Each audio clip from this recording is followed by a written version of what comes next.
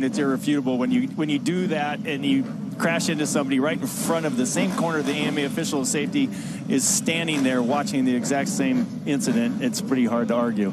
And the DQ, you do not see that very often in motocross. All right, Fly Racing 30-second card is up. So much on the line, not just with Tomac and Sexton, but remember, Jason Anderson won last weekend's race. We rarely see a 450 field swell and get deeper and stronger as the year goes on, but that's been the case in 2022. So there are many different scenarios about to unfold. Let's go racing. There's no sound in motorsports like that. The 450's barrel around the first somebody's corner. down, and it's Anderson. Jason Anderson already off the bat. Unfortunately, one of our fastest riders, last week's winner, gets tangled up with... Runkle's down with him. Christian Craig, I've not seen much of Craig getting hole shots this year, but he's got it. Roczen, Barsha, Shane McElrath as well. Yeah, there's your hole shot. You expected to see a dozen of them by now, and that's one of the first ones by Christian Craig, but it doesn't take long for the 94 Ken Roczen to work his way into the front. Roczen is so good. We say it every week early in these races. He goes by Craig, takes the lead. Barsha and McElrath, he's now part of the Muck-Off Club MX Yamaha team, and he's looking to take third for Barsha, and he does. Well, great start by Shane, and good early moto here, and we see holding off third place right now. Wonder how long that white seat's going to stay white with this loamy dark dirt here. Chocolate cake all over the seat. They were looking at Dungey and then Tomac. Barsha coming right back on McElrath, but he's on the outside of this corner. McElrath holds him at bay. And another rider who has a lot of familiarity with this track here, Aaron Plessinger, is working his way in a good start there. A guy that's ridden GNCC races, but one of the pegs. Go ahead. Boy, but one of the things we were very surprised to hear, actually, that Chase Sexton has also raced a GNCC race here. So this Ironman Raceway since 1995 have been holding GNCCs, although this is our 9th edition of the AMA National. Yeah, GNCC, they used the 12-mile route through the woods, and then they built a motocross track, and now we have this, the Ironman National, as Dungey goes after Barsha. Then you see Tomac a little bit further back. Sexton was 12th. He's into 10th now. Dungey looking to get around the 51. Yeah, he wants to make quick work of this because he doesn't want to be battling with that known aggression of number 51, Justin Barsha, and he gets his way into third. He's already really nice job by Ryan Dungey working his way up into fourth place here. And as the ruts get deeper and deeper here at the Ironman, and this is only the first moto of the 450, I can't imagine what it's going to look like in another couple hours. Barsha trying to get Dungey back. We're going to check in on Sexton here. He's in the center of that Thor battle box behind Plessinger. Plessinger makes a mistake. Sexton tries to take advantage. There's Tomac leaning on Barsha. Dungey going after McElrath. I told you this 450 field is deep. Dungey going to try to use the outside to inside on McElrath. Let's see if he can make it happen. Yeah, we're barely a lap into this moto right now, and you know, watching the battle up front is great, but we have to look and see the number 3, Eli Tomac, and Chase Sexton, not the start he wanted for his battle for the championship. Freddie Noren, actually, in the BBMX KTM, is in front of him as well as you watch that battle box. Dunge, did he make it happen on McElrath? He does. He completes it, and Tomac gets around Barsha. So now McElrath will have to deal with Tomac. Yep, Dunge, nice move. I mean, we all kind of secretly hope, I mean, no question, the fans, we'd like to see Dunge get a podium before the season's over. Coming off of 5 years of retirement, as you see Eli Tomac scrub it on the monster launch, making that move, getting around McElrath and heading after Dungey. Ooh, Sexton having a tough time here. Now getting an inside line on Noren. Let's see if he can complete the move. Beautiful job down the middle, but still not enough. Dungey and Tomac now going at it. Tomac is not wasting time. Oh, but he got cut off on the takeoff, couldn't jump. Yep, that's the jump we talked about earlier on in the 250 class. That's a tough little combination. You got to air it out there. And unfortunately, for Eli Tomac, he wasn't able to get it, but he didn't lose a whole lot of time, and he's trying to make another move on the inside here. And then McElrath hanging tough right there as well. Now they have caught Craig. This is for second. Dungey and Craig have been battling all summer long. Tomac's going to get them both. Had the inside, then Dunge off the racetrack, so he completes the pass on Dungey. Cannot quite get around his teammate Craig. Yeah, we thought he was going to have a twofer there, but he didn't quite pull it off. But hopefully Christian Craig's well aware that that blue fender belongs to his championship leading teammate, and he's not going to hinder Eli. Well, this has all worked out for Tomac, who now does take the measure of his teammate, because look, Sexton's still not able to make moves. He finally squares up and makes a pass there. But he has not moved up as rapidly as Tomac has, who's into the number 2 spot of the monster Yamaha Star Racing machine. Yeah, Sexton's now worked his way up, we mentioned in 6th, but he's still got to get around Justin Barcia. And again, he's going to be burning up a lot of energy doing this, and also it's kind of stressful. So that added stress elevates your heart rate, the blood pressure, the whole deal. This is not where he wanted to be. And he does take the measure of Barcia around the outside, so that'll make it a little easier. And then I think that's Dungey. Yes, he has actually gotten into the picture. It would be Dungey next. So he's just outside there. He is to the left side. He's back in this battle. So we now have Tomac and Sexton getting a little bit closer on the racetrack than they were a lap or 2 ago. Well, they've done a great job preparing this Ironman Raceway. Multiple lines. We early saw in the 250 race where the extreme edges still hadn't roughened up yet. People were taking those lines on both edges of the track. Now those are gotten a little rougher, and people are able to start moving back into the lines that they used early in the practice and qualifying sessions. Eli Tomac up to second, 2.5 seconds behind his old rival, Ken Roczen. Now he's dealing with his new Honda rival in Sexton for this title. And Tomac wants to get away right now as Sexton tries to go after the Dungey and Craig battle.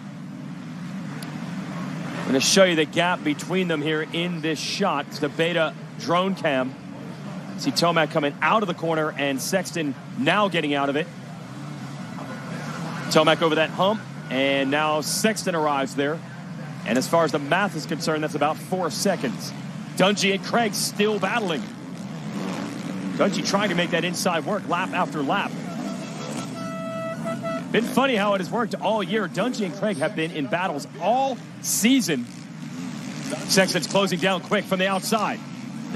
Hats off to the number 23 of Chase Sexton right now. He's just 3 seconds off of Eli Tomac. He's making a good run up through here. So he's charging forward. He knows he's got to go. He's got that red, white, and blue kind of a combo. Almost looks like Rainbow Sherbet outfit on, and looking like he's focusing forward. Well, he just had the fastest lap the last time around. If anyone, he ran a 2:01.6.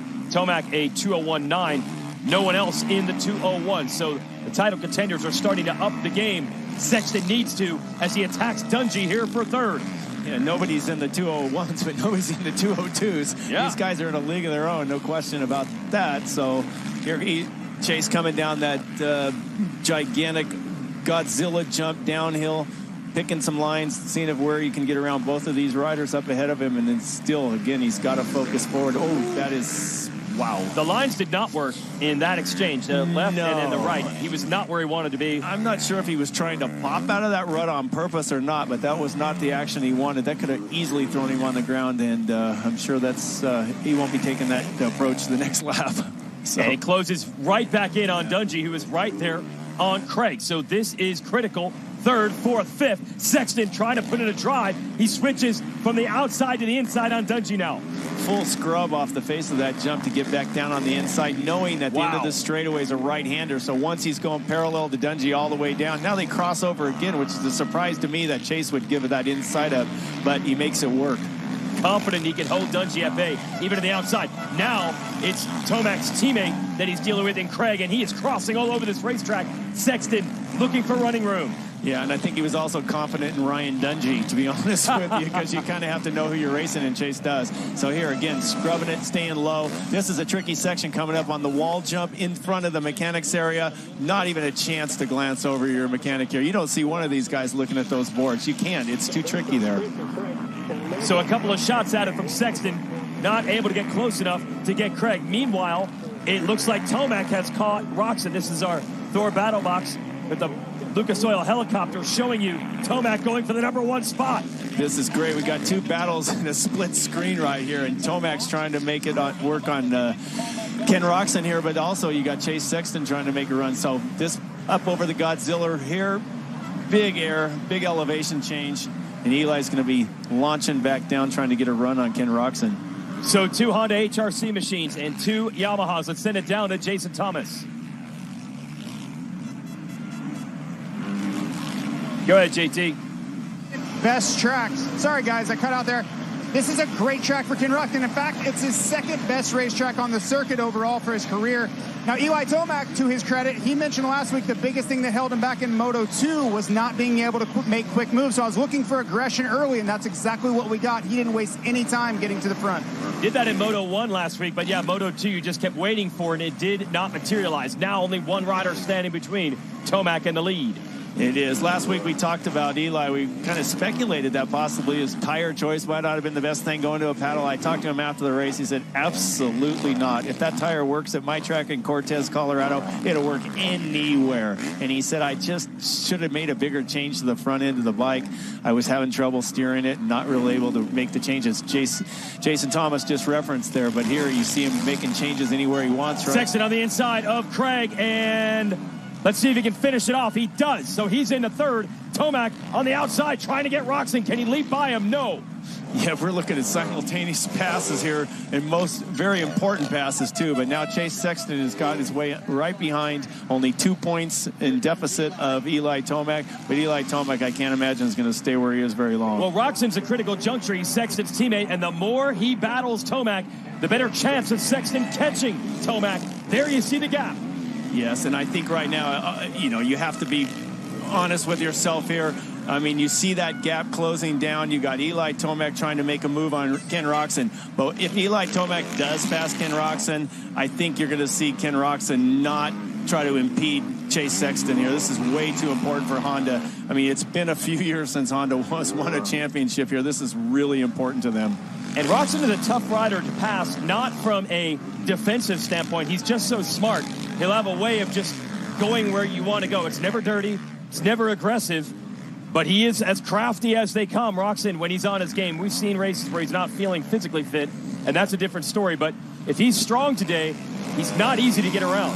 And right there, you see Ken Roczen come out of that corner right there. Believe it or not, he's using what Chase Sexton damaged in that berm. He's now turned into a proper line. Wow. So that berm caved away, and I saw Roczen the lap before jump out of that berm, and he just did it. So remember, Ken Roczen is helping his teammate Chase Sexton right now. If he can hold Eli Tomac at bay and he can impede his forward progress, even a tenth of a second or a half of a second a lap, this allows Chase to gather up and get right behind. And you do see that gap, it looks like, between Chase Sexton and Eli Tomac starting to get closer. So Ken Roczen's doing his job, holding up Eli Tomac if at all possible, and letting Chase Sexton join the crowd. Oh, yeah, Sexton is definitely closing. Tomac going to try a move on the outside through the rollers. This will set Tomac up for the inside here.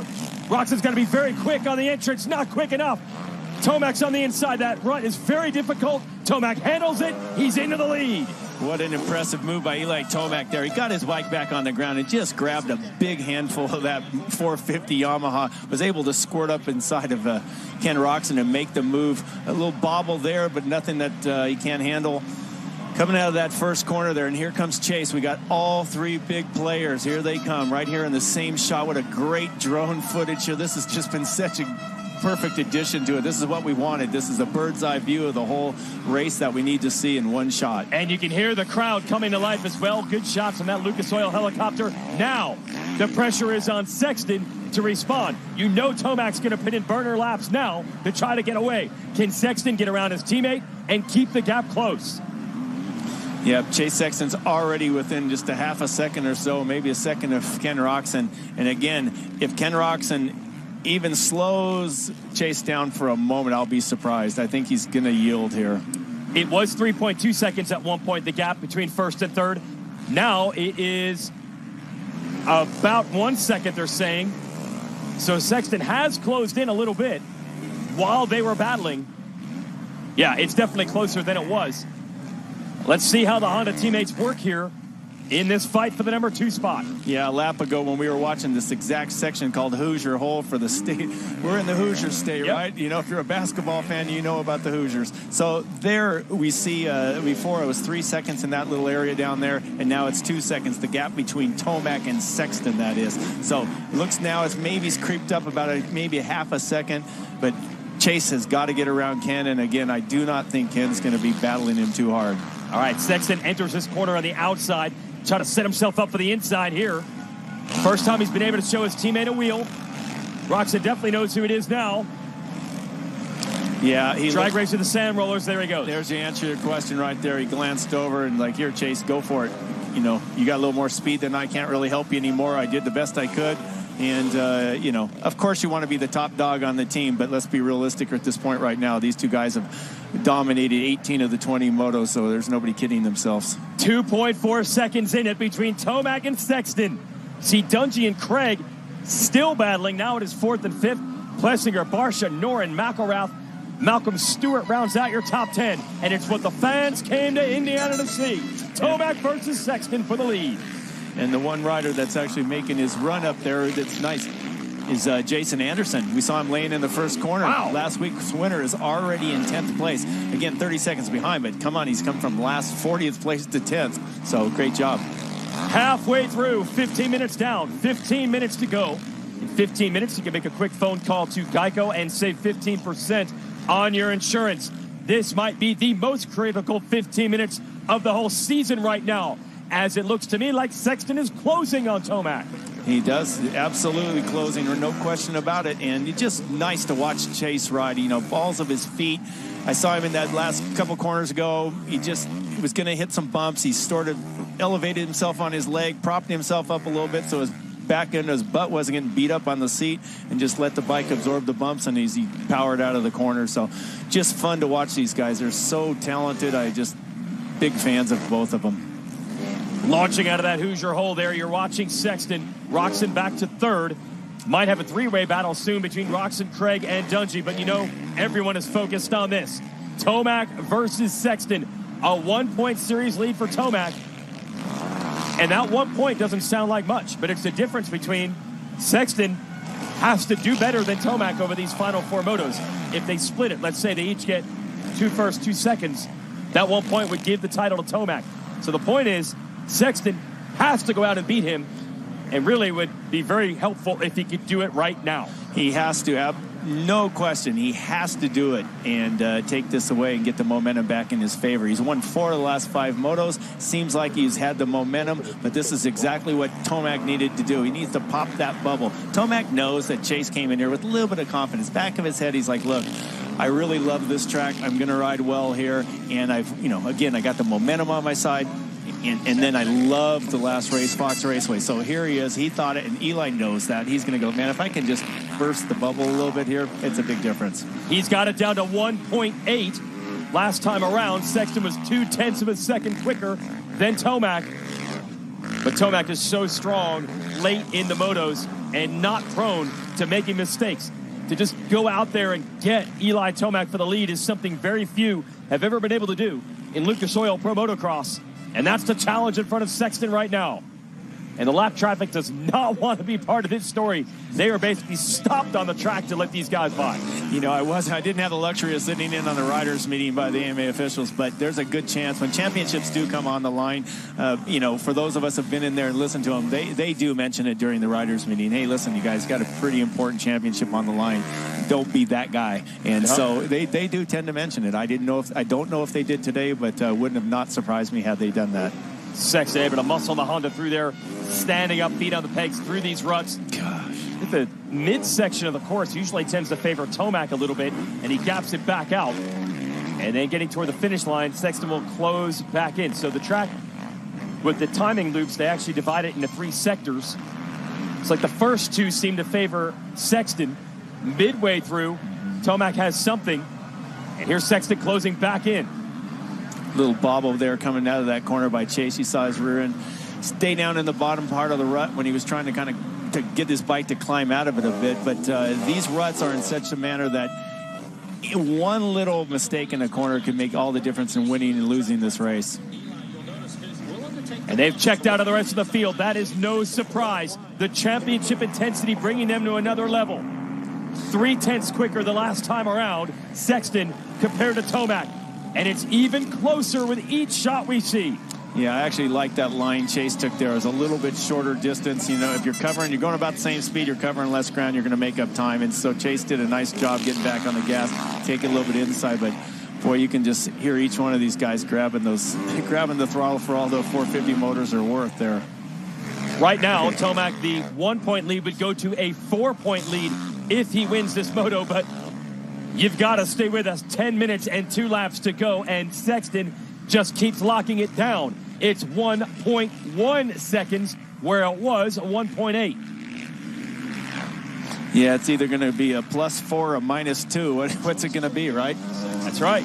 Yes, it's a 3-point differential between a moto win and a second place. So that's what's at stake in the small picture in the championship in this one moto. Oh, no!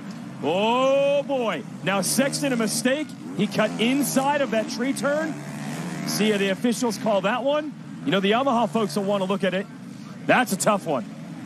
Wow. Ouch. Yes. There's nothing he could have done, but I possibly think I think if he would have backed off a little bit on the take a throttle, look at it again here. maybe raise his hand a little bit, like, oops, I obviously made a mistake. I can't do anything about it. Oh, boy. Well, sometimes you know what? In Yep. slow-mo, he didn't get as aggressive as I thought he would there, so that's going to be he's right there. Yeah, that's going to be a tough one, and now here we are. What's going on? We didn't see what happened, but obviously Eli had to have made a mistake somewhere in that quarter of the track, and now Chase is all over him. So, of course, the Yamaha rider, they're going to argue their case, and Honda's going to argue their case. But here it is, wheel to wheel. Tomac and Sexton for the lead at the Ironman National. Sexton has done the job. He was 3.2 seconds back at one point. Now we're down to mere bike lengths.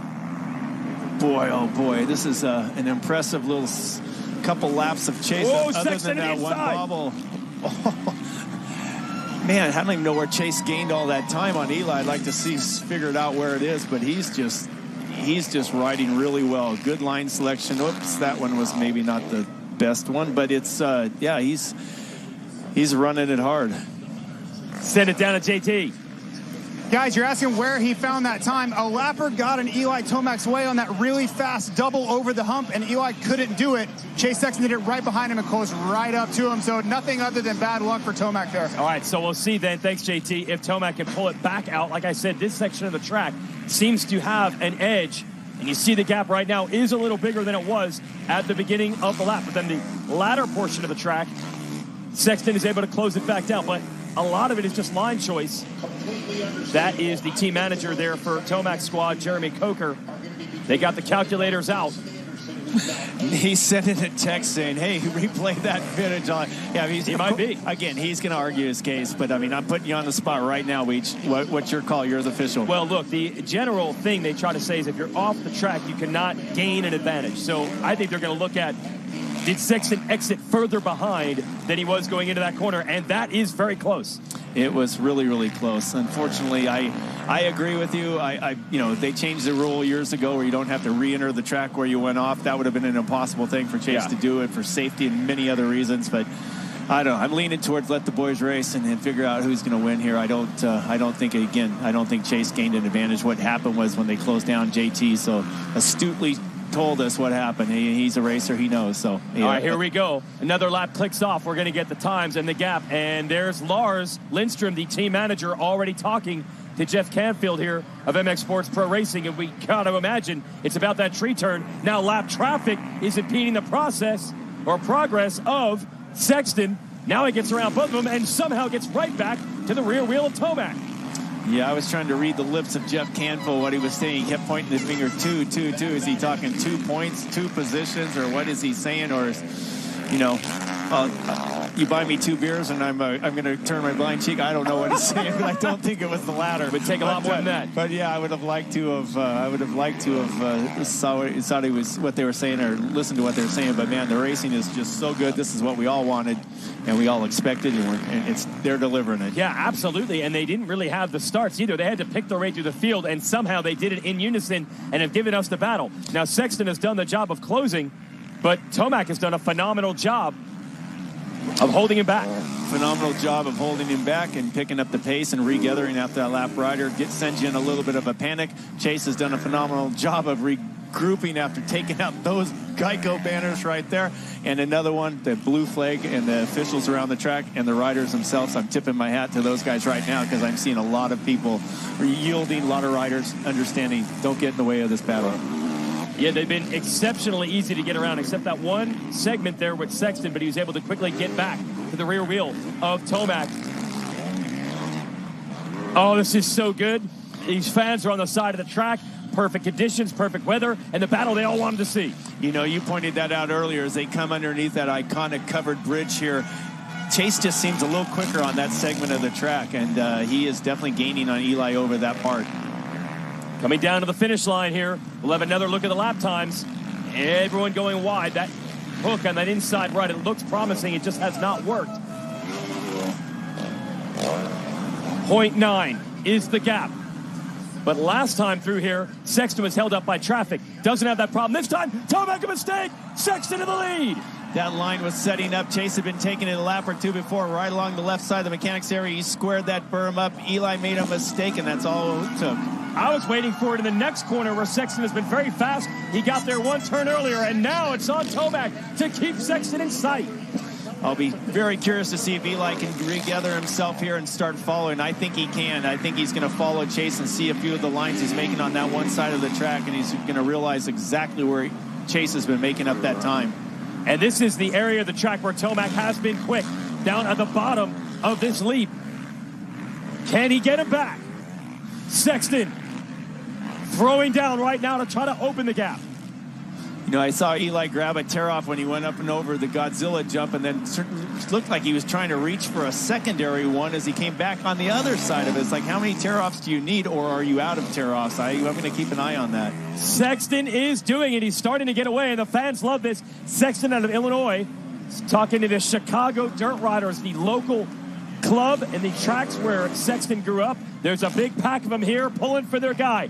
But Tomac, he wants to spoil the party and get him back. Fantastic racing here from Ironman Raceway. Meet Renee, bank manager and mom of the year. But when she gets on her bike, she becomes Rebel Renee. Rebel Renee is the most outspoken member of her book club. And she didn't even read the book. It's rumored she once used her phone at trivia night. Cleveland. And she isn't above greasing some palms to get things done. And Rebel Renee rides with Geico because savings and great service are two things she'd never rebel against. Geico, savings and service for both your sides. There is less than 1/100th of an inch of motor oil protecting your car's engine. Friction and heat causes engine oil to experience thermal breakdown, weakening its ability to protect the engine and its parts. Lucas Heavy Duty Oil Stabilizer is specially formulated to resist thermal breakdown, protect vital engine parts, and extend the life of your engine. It also stops smoking, knocking, and oil consumption in worn engines. Lucas Heavy Duty Oil Stabilizer. Keep that engine alive.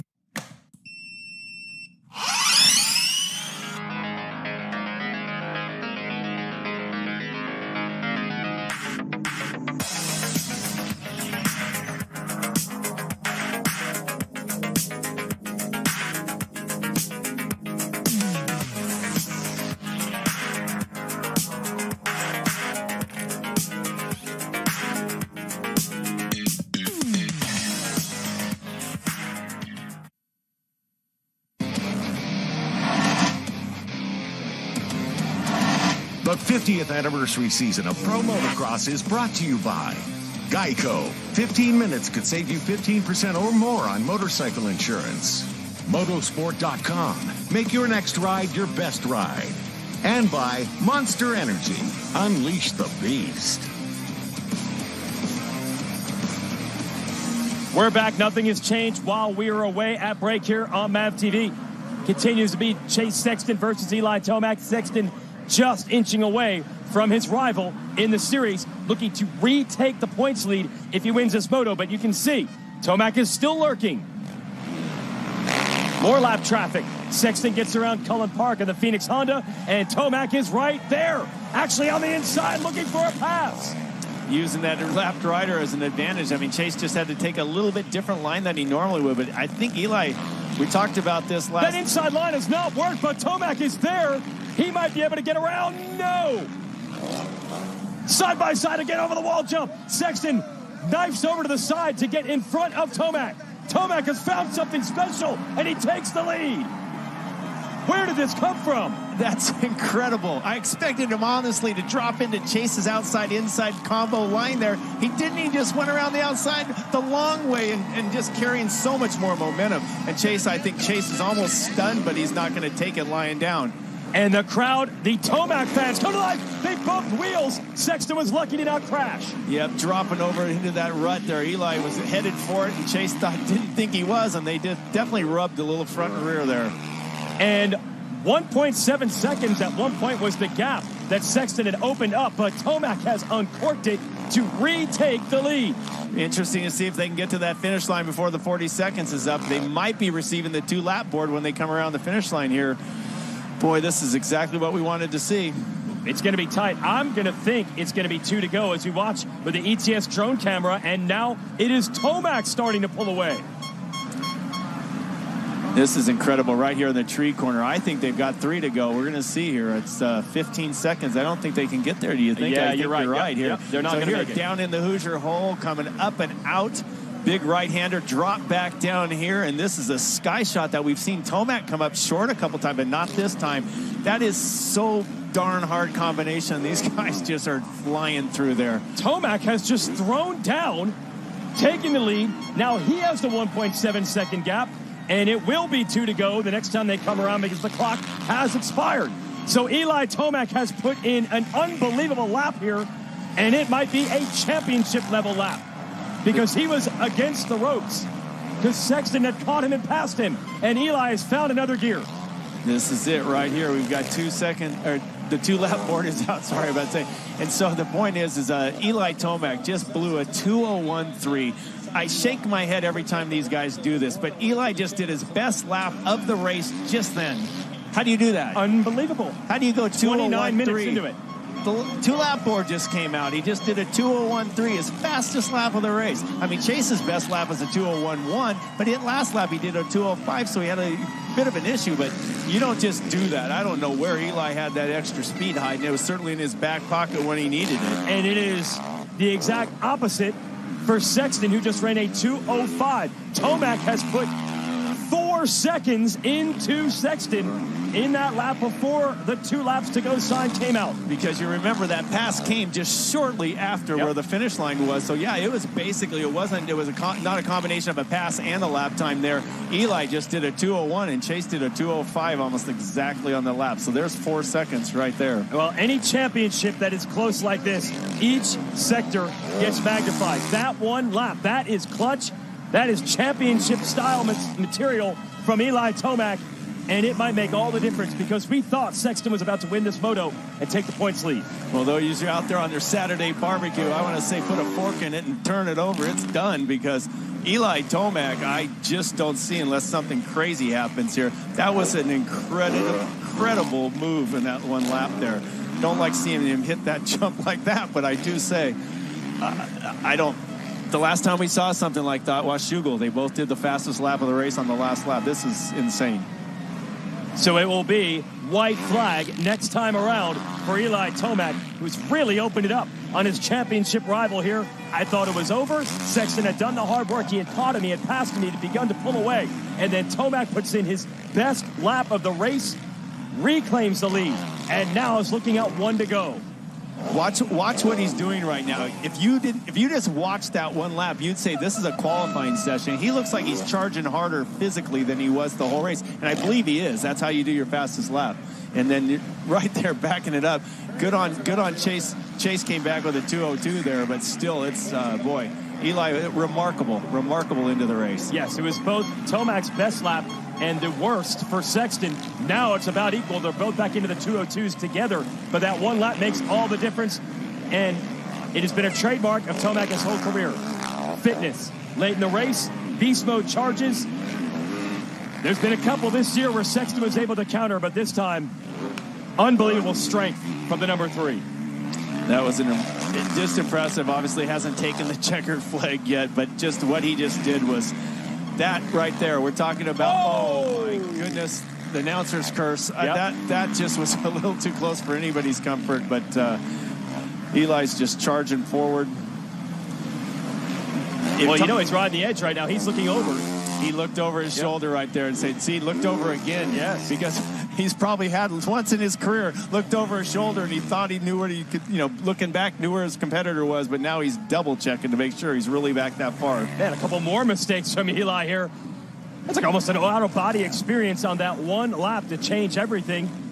it's almost like he's surprised to see Sexton is 4 seconds back. He's surprised that he was able to do what he did, but I think in one side of himself. But I talked about the fact that he wanted to burst this bubble here. Chase had all the confidence. Look, he looks back again. When have you ever seen Chase look Eli look over his shoulder that many times from into a moto? He's wanting to make sure Chase isn't closing, and Chase is closing now. He might be out of time, but Sexton has reeled him back in. But we're into the final stage, and now the final corner. The battle you wanted to see. They both had their shot at it. Eli Tomac was clutch. He delivers the first moto at Ironman. And you don't see any fist pump out of either of these guys. That's interesting. Normally you'll see a fist pump. You didn't see it. Well, there's a lot more work to do with 3 motos left in this championship. What? Aaron Plessinger has taken 3rd in this moto. Our full focus was on the leaders, but he has overhauled Craig and Dungey. And the rider who loves this racetrack considers it his home race coming out of Ohio here in Indiana, and he's going to put the KTM in the box. Okay, I'm giving us a hall pass on that one.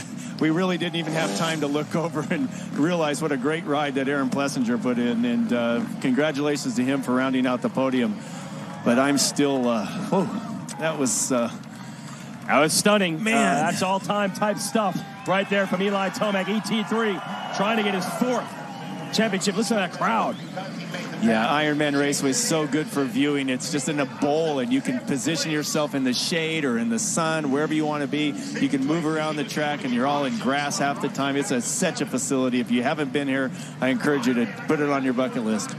Eli Tomac digs it out. It was looking trying at one point. He found the speed and got the win.